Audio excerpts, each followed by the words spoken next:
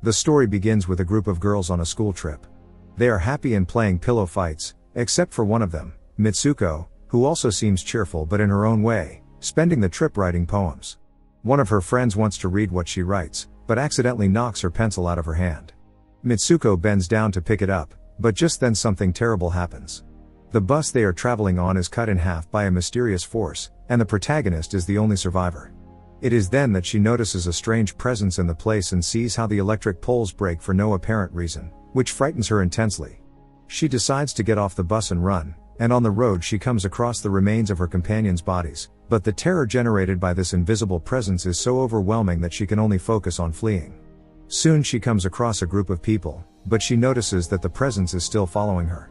Mitsuko only manages to save one of them, while the other three are cut in half at the waist. Shortly after, some cyclists pass by, and they suffer the same fate, as does the woman Mitsuko had just saved. The girl keeps running in the hope of escaping with her life, and soon enters a forest where she runs to a lake.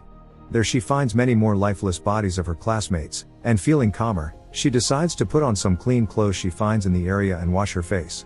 Mitsuko then continues on her way to school. When she arrives, she joins the rest of her classmates, who are unaware of what has happened, leaving her extremely confused. The shock is even greater when she discovers that among them are the same classmates who were traveling on the bus, including her friend Aki, who was supposed to have died along with the others. Mitsuko can't believe it and panics while her friends try to calm her down with jokes. At that moment, a strong breeze surprises them and Mitsuko throws herself to the ground in terror, thinking it is the presence coming back for her. Once she calms down, Mitsuko continues walking, and it is here that we discover that it is a school for girls only. However, the wind blows again, and Mitsuko, filled with fear, runs inside the building to take refuge. Her friend Aki catches up with her and, now worried, asks her what's wrong. Seeing her so frightened, she hugs her and reassures her that everything will be okay. At that moment, the teachers arrive and see that Mitsuko is very upset, but they don't think much of it, believing that Mitsuko is just going through her period or simply having a bad day like any teenager, so they tell her to stay calm because it happens to everyone. Aki then takes her to an empty room where she asks her to tell her what happened, reminding her that there are no secrets between friends. Mitsuko begins to believe that everything she experienced was a nightmare, but ends up admitting that she saw many girls lose their lives. Mitsuko, in a state of confusion and trauma, describes to her friend what she saw in her supposed dream. She claims that it was the wind that cut many of her classmates in half, as if it were a presence with a will of its own. She also tells her that she approached one of the girls on the ground, took off her clothes, and then walked to school. Aki listens with interest, while Mitsuko insists that it all seemed too real to be just a terrifying nightmare. At that moment, the wind blows again, causing Mitsuko to have another panic attack. But Aki tries to calm her down, telling her that everything is fine, and opens the window to let the wind in, allowing it to touch her face and reassuring her that everything will be okay. To distract her, Aki suggests that they skip one of their classes and go for a walk. They both walk through the hallways until they reach Mitsuko's classroom, and then they go to visit a classmate named Taiko. Mitsuko, still incredulous, caresses Taiko's face as if she can't believe she's still alive. Her classmates notice her strange behavior and assume that the dream has somehow brought her back to life. During their walk, they meet another classmate, a young woman named Surreal, who is more rebellious in style and greets her by raising her finger. The group decides to accompany Mitsuko and Taiko on their walk and agrees to go to the nearby lake. On the way, one of the teachers sees them and asks what they plan to do. She addresses Mitsuko in particular, knowing that she is usually the most well-behaved of the group, but Aki intervenes, saying that they are just talking about the wind and how beautiful the day is. Without further explanation, they all run away from school, laughing and joking as they cross the forest with carefree joy. They finally arrive at the lake, where they sit on the shore, and Aki is especially close to Mitsuko. There is a clear romantic tension between the two, and Mitsuko is not uncomfortable with it. Aki whispers that she will always be there for her, which comforts her. Their friends notice the chemistry between the two and comment that they are both acting strange. Taking advantage of the conversation, Aki decides to tell the others about Mitsuko's dream, the killer wind, the deaths, and the fact that she is wearing the uniform of one of the deceased girls. They recount it in a joking tone, even mentioning that Mitsuko had to wash the blood off in the lake. That's when Surreal intervenes with a theory. She suggests that there are alternate universes, and that what Mitsuko saw was one of them. To illustrate this, she throws a stone into the lake and says that in another universe, that stone was not thrown.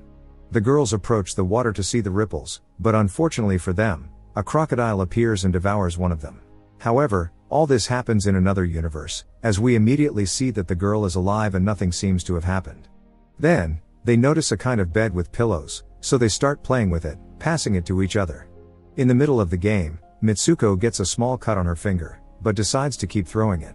During that moment, she quickly sees one of her companions kissing another, but soon returns to reality as if it had all been another illusion. After the game, they sit down to talk. They discuss the possibility that destiny is already written for everyone, and that escaping it is impossible. They use a feather as an example, saying that the exact place where it will fall is already determined before it touches the ground. Surreal, with a rebellious style, proposes an idea to break with that destiny, to do something completely unexpected. She then begins to dance in her underwear, causing surprise and laughter. After that moment of spontaneity, the group realizes that they should at least attend a class, so they decide to run back to school. As they run, Surreal says something that catches their attention. He claims that life is surreal and asks Mitsuko not to let it get the better of her. Mitsuko and Aki arrive at their classroom and sit down as if nothing had happened. Everything seems to be proceeding normally. The teacher enters and begins to give her lesson. That's when our girl sees the same pillow from the previous game, throws it into the air, but instead of falling normally, it explodes. This is the fault of the teacher, who had taken out a machine gun and begins shooting, killing all the students and leaving only Mitsuko alive. The teacher, with chilling calm, tells the protagonist that it is all her fault for interrupting the class. At that moment, Taiko and Surreal appear to rescue her. They take her by the arm and start running through the hallways until they hide in another room, but it doesn't take long for the teacher to find them. One of the girls tries to reason with her, asking her to stop, but only receives a hail of bullets in response, causing her to fall out of a window from a great height. Taiko tries to do the same, approaching and talking, but to no avail. She is hit in the hand, which is completely destroyed, followed by another shot that blows part of her head off. The scene is brutal. Surreal, trying to stay calm, whispers to Mitsuko not to make a sound. When they find an opportunity, she helps her escape through a side door, but before they can get out, the teacher sees them and shoots. This time the bullet hits Surreal directly. Mortally wounded, the rebellious girl smiles in pain and tells the protagonist that her life has been like her name.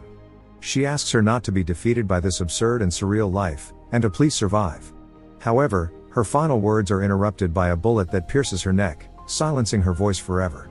Mitsuko begins to run like never before in her life. Hearing the gunshots, the rest of the girls also flee in terror. It soon becomes clear that the teachers have turned into armed hunters, mercilessly shooting at the students who try to escape.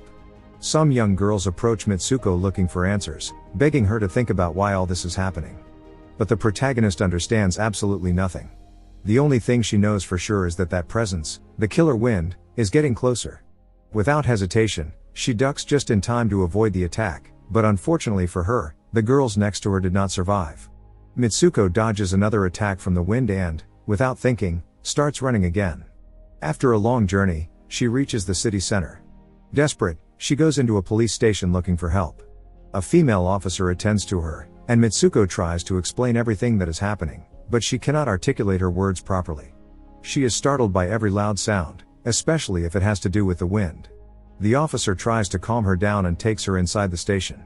At one point, the woman calls her Keiko, and when Mitsuko sees herself in a mirror, she realizes that she looks different. The face she sees is no longer hers, and she is completely confused. Then, they both get into the patrol car. As they drive through the city, several women begin to gently tap on the car while laughing. It seems to be part of a pre-wedding ceremony. The officer smiles and comments that it's crazy to think she's already 25, mentioning that she hasn't seen her in a long time. Mitsuko, now called Keiko, doesn't understand anything that's happening, and her confusion grows with every word. Finally, they arrive at what appears to be an event hall, and the officer is greeted enthusiastically by a large group of women who celebrate Keiko's arrival with great joy. The protagonist is taken inside the hall. There, she unexpectedly encounters Aki. Mitsuko can't believe it, but Aki acts as if nothing has happened. She asks her to sit down, as they must prepare her. They explain that she is going to get married and that she will be the first to do so. At that moment, the protagonist remembers the incident at the beginning, the tragedy, the bodies, the wind, and panics again. She is so frightened that she falls to the floor, trembling. Despite her fright, they bring her wedding dress. Aki asks to be alone with her for a moment to help her put it on. Once they are alone, Aki speaks to her frankly, saying that he knows she is Mitsuko, but that she is also Keiko, both at the same time. Mitsuko is even more confused, nothing makes sense, but Aki looks at her tenderly and assures her that she will help her. She asks her to go with the flow for now, to stay calm, and everything will be fine. In the midst of this, the other guests appear, so Aki gets to work and breaks one of their arms while asking Keiko to watch. After killing her by breaking her neck, the other one arrives, and Aki gives her a flying kick and, once on the ground, crushes her like a watermelon. After this, she finishes off the other girls, leaving only one alive after giving her a couple of blows. However, she does not spare her life, she only wants Keiko's help to finish her off, so the two join forces and eliminate the remaining girl. Aki tells her that she has everything ready and that the event is about to begin. She gives her a broken bottle, asks her to fight, and after saying all this, Aki leaves and leaves Keiko alone for a while. The girl arrives at the church, where they open the door for her, but the welcome is short-lived, as all the guests begin to attack each other until they attack her. They throw things at her and are very aggressive. They then take her to the altar where they tell her that the groom is there, and when our girl sees him, she is surprised because he is a man with a pig's head. Everyone dances and has fun at Keiko's expense, until she decides to use the bottle Aki gave her. She quickly begins to defend herself, eliminating several of them while the others flee. That's when Aki appears and asks her to get ready because a complicated fight is coming. Two women in black enter the scene, and a hand-to-hand duel begins, in which Keiko and her friend beat up their rivals, who are left unconscious on the floor with A. However, Aki realizes that they are being followed, so she asks her friend to go ahead while she distracts them. Keiko runs like never before in that wedding dress until she runs into a runner who calls her Isumi. Keiko lets herself be carried away and runs alongside her, and when she sees herself in a large mirror, she realizes that she has changed bodies again. Soon, two more girls appear who seem to know her and invite her to continue the race. The group runs through the city until they reach a stretch where there are a large number of women waiting. The girl is already suspicious of this, but her running friends tell her to keep going, and along the way they tell her that they have been friends for a long time, even being in the same track and field club in elementary school. It is then that the protagonist, Isumi, strangely remembers all of this. It also occurs to her that these girls were in middle school with her and also practiced athletics. They tell her that this race is important and encourage her to run faster, so Isumi listens to them and takes the lead. In the process, she runs into Surreal, Taiko, and Aki, who, like her, are wearing clothes that indicate they are participating in the competition. However, there is something strange, the presence of those women in black, who knock down the runners, as well as the pig-headed man who does somersaults and seems to want to catch up with Isumi, but she manages to escape with the help of her friends. She soon arrives at a strange cave where she sees a girl in uniform who seems to want to help her, but in reality leads her into a trap. Isumi sees a large number of bloodied young women, and the girl who led her there comments that while Isumi was alive, they were dying. She tells Isumi that she must die, and with this in mind, she pulls out a knife and holds Isumi, asking her to remember her guilt and all the executions that have been seen so far. She is about to kill her, but then Aki appears from behind and saves her by breaking her neck. She then runs alongside Isumi through those lifeless girls, and when they stop, Aki asks Isumi to say many times that she is Mitsuko, so she does.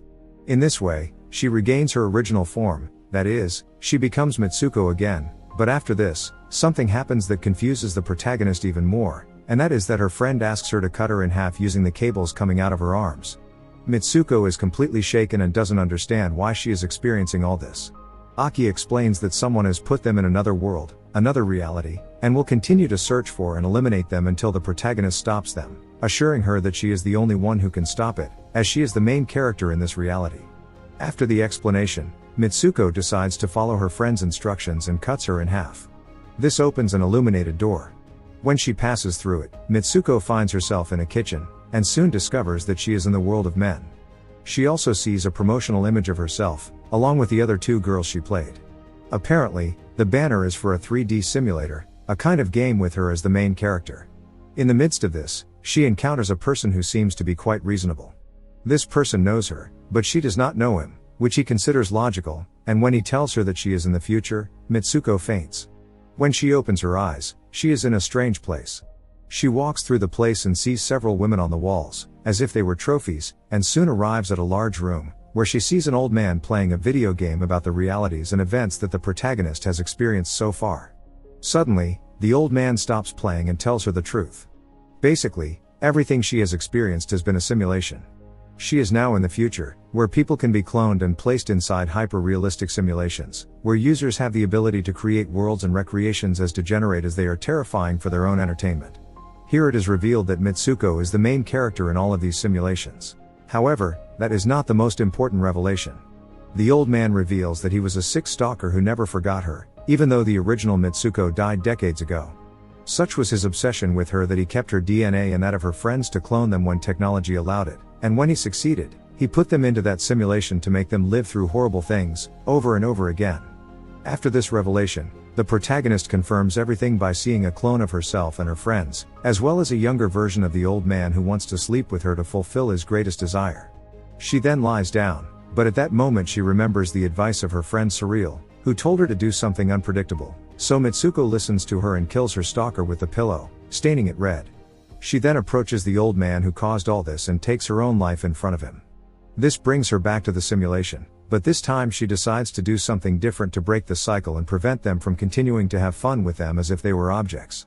Mitsuko, Keiko, and Isumi all take their own lives, changing all the realities of the simulation, preferring to end it all before they continue to be used as puppets.